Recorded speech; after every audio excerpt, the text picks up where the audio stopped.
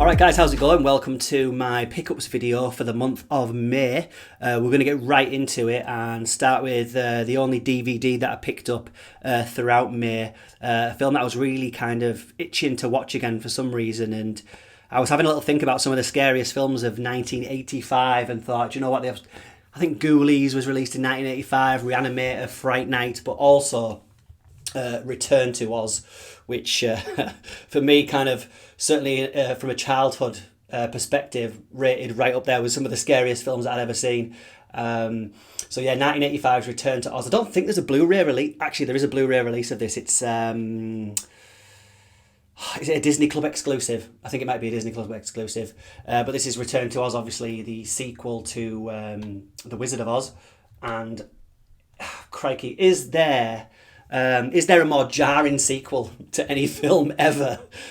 From the kind of although it's got nightmarish aspects, the kind of technicolor joy and kind of daydreaminess of The Wizard of Oz to this, which basically kickstarts in a mental institution and spirals just ever darker from there. Whoever's watched this film knows fine well that the central villain, Mombi, and the Wheelers, who kind of inhabit that desolate city, just crikey, the stuff of nightmares. But yeah, that's Return to Oz. I'm really looking forward to rewatching that. But I could really do with a kind of good HD release of that. That'd be cool. Next up, so I picked up a couple of 4K titles. I'll show this first because I have actually done an unboxing video of this, which I'll link in the description below. And that's the 1978 National Lampoon's Animal House. This was the Zavvi exclusive with the steelbook in there. I'll give a quick look, but I'm not going to kind of get it all out here. Like I say, I'll link my unboxing video below. But really great. I've yet to kind of sit back and watch it properly. Did have a look at some of the special features and had a skip through the film itself just to kind of check out the transfer, which I can attest does look really, really, really good. And I think I'd mentioned in my unboxing video the last time I'd seen this was probably a VHS copy, so obviously jumping from that and then watching this on 4K was a nice jump. But yeah, check out my unboxing video for that, guys. I'll link it in the description below and see what you think. It's a great set, great film. So yeah, next up, keeping with the 4K, I picked up Evil Dead 2 to go with my Evil Dead copy. I'm really hoping to do a decent release of Army of Darkness to kind of complete the trilogy.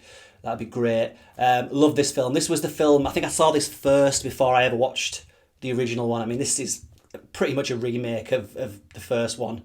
But just the tone of it and everything and the horror in it was I just absolutely loved it. Bruce Campbell, absolute legend. But yeah, that's Evil Dead 2 on 4K, so really happy to get that. Brand new restoration as well. A load of bonus content. I'm not sure if any of it's new.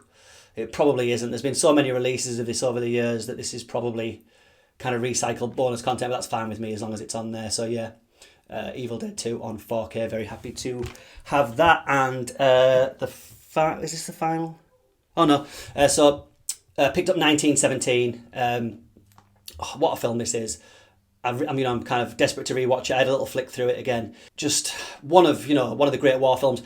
It starts off at, it's kind of famous for its gimmick, if you like, of being kind of one continuous shot or the illusion of one or two continuous shots.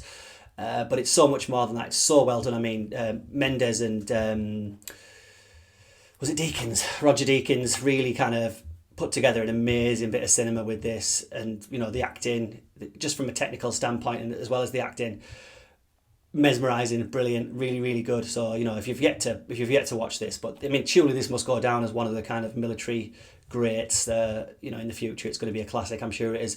But that's 1917. So super happy to have that on 4K. And I thought that was the final 4K, but I also picked up. I'll show it briefly because I am going to unbox this at some point.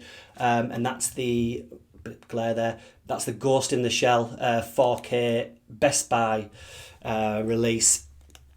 It's all still packaged up and all still in the cellophane and everything, but I'll definitely kind of do an unboxing video on this. I'm sure there is an absolute load of unboxing videos because it's not a new release, obviously. But yeah, really, really kind of love this film. This is one of the first DVDs I actually bought back in the day.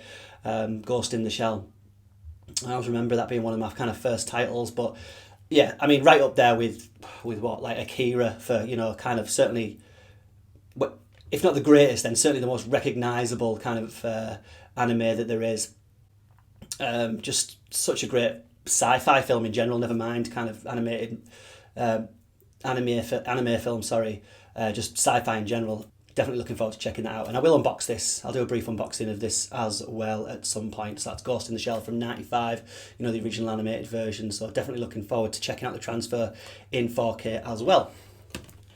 Next up, let's have a look. Finally got around to picking up a copy of Silent Action, because I'd seen so many people showing this, and this is from, again, I'm sure if you watch any kind of Blu-ray update videos, you've seen this shown several times, but it's from a new label, Fractured Visions. So shout out to Fractured Visions. What have they got? They've just announced another film as well, a horror film that I've never even heard of. Is it Lutz or something like that? I'm not sure. I'll have to have a little look into it. But yeah, Sergio Martino film. You know, great kind of European cast there.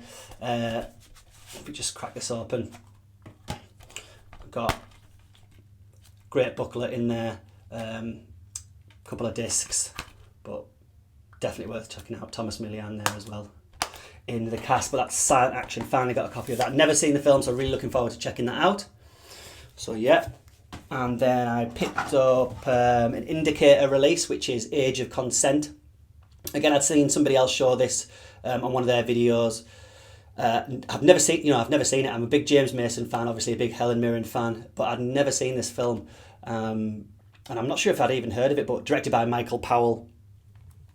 Obviously, you know, Michael Powell's got one of cinema's great filmographies, and you know, a very young Helen Mirren there. I'm not sure how old she is in this, but this was certainly one of her first films. If it was 1969, I mean, I don't think Mirren really kind of came into her own as a kind of star, probably until the 80s, probably with The Long Good Friday and films like that. But Age of Consent, really looking forward to seeing that. So next up, I managed to pick up the steelbook. Oh, I'm going to take that off. The steelbook of The Testament of Dr. Mabuse. This is the Masters of Cinema steelbook, obviously. Really, really great kind of classic Fritz Lang film from the early 30s, 33 I want to say, crikey. Is it 33? Yes, 1933. I think this was his last German film as well, before he kind of did a runner. Did he go to France? I'm not sure if he went to France or not, but he did. You know, I think the Nazis had just come to power. Don't think they were a fan of his work, to say the least. So he kind of had the foresight to do one, basically, away from Germany and away from all the craziness that was about to explode in Europe. So next up, we've got the Criterion release of Charade, directed by Stanley Donen, who directed Singing in the Rain, amongst other films. But here directs Cary Grant and Audrey Hepburn in a classic kind of early 60s caper, if you like. Again, this kind of unfairly gets unfair to Donen, really, that it kind of gets the moniker of being, you know, the greatest Hitchcock film that Hitchcock never directed, which kind of discredits Donen a little bit. But that's Criterion's release of Charade. Great artwork, great colours all the way through that. So very, very happy to add that to the Criterion Collection. And then finally, for this update, we've got the Columbian Noir Volume 3. I showed Volume 2 in a previous update, in last month's update, but super happy to pick up the third and, well, so far final one in the Columbia series, the Columbian Noir series that they've put out. I mean, like you can see there, this film, 6 films there. I haven't seen any of these films. I kind of watched a couple of films from each set, or I'd already seen a couple of films from each set as I bought them, and I'm kind of slowly working my way through them. But I had a good read through the book that comes with these releases. So, and there's your films and your spine numbers there. If we get them out of the box.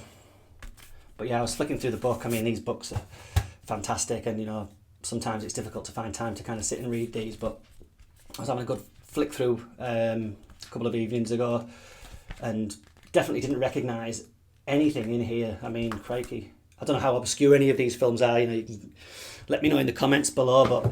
But certainly for myself, I'd kind of never heard of half of them, or seen quite a few. But Glenn Ford there in Convicted, Holden in The Dark Past. Definitely don't think I've seen that. Look forward to watching that.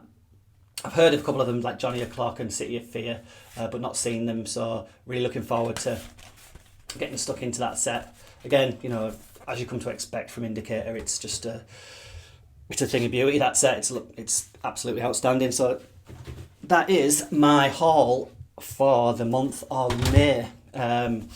Really happy with that.